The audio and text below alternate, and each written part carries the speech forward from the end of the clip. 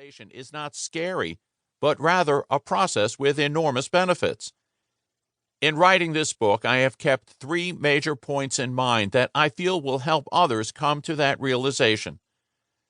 First, we tend not to see the forest for the trees when it comes to this emerging space. Everyone has heard about some problem that has come about since the advent of blockchain, the hacking of Mt. Gox, and the subsequent theft of millions of dollars of Bitcoin, the role of cryptocurrency in the drug trade that functioned over the website Silk Road, or the use of cryptocurrencies to prop up dictators in North Korea or Venezuela, to name a few. It would be unwise, however, to allow these headline-grabbing occurrences to warp our view of the broader picture.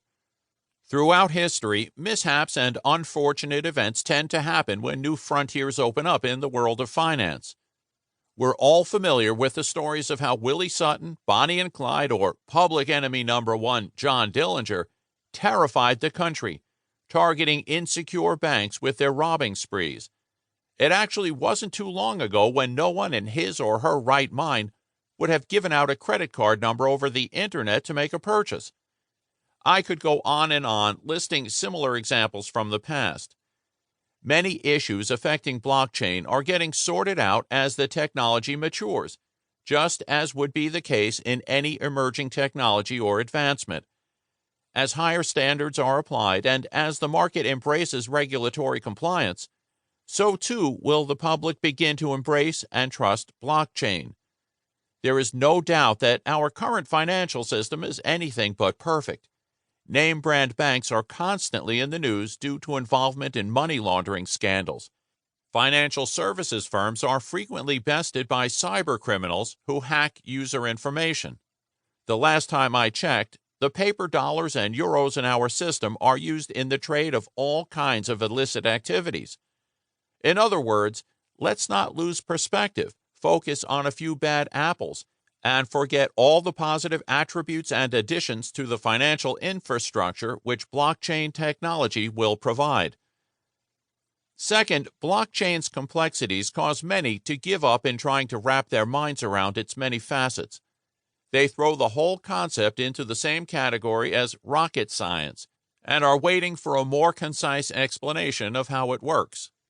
Albert Einstein said, "Everything should be made as simple as possible, but not simpler," and that if you can't explain something simply, you don't understand it well enough. My goal in writing this book is to help boil the key concepts down to the essentials and not get bogged down in the details. Third, people become discouraged when they hear that once promised next big thing in blockchain gets leapfrogged by the new next big thing. The pace of development is incredible, with almost daily stories of exciting breakthrough improvements.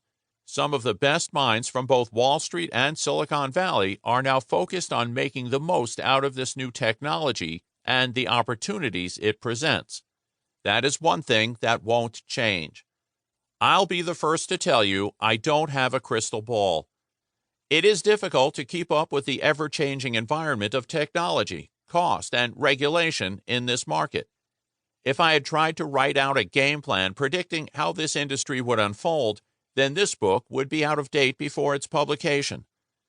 Instead, my objective is to provide a framework for the potential of what blockchain and security tokens can do within the financial industry.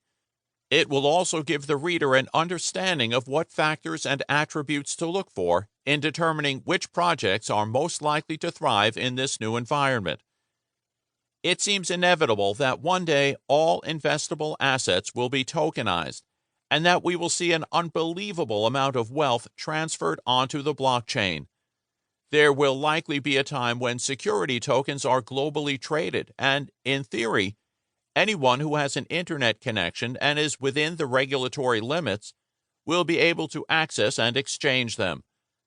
This will result in capital market access being democratized, not only for large institutions or the wealthiest classes, but for any investor around the world.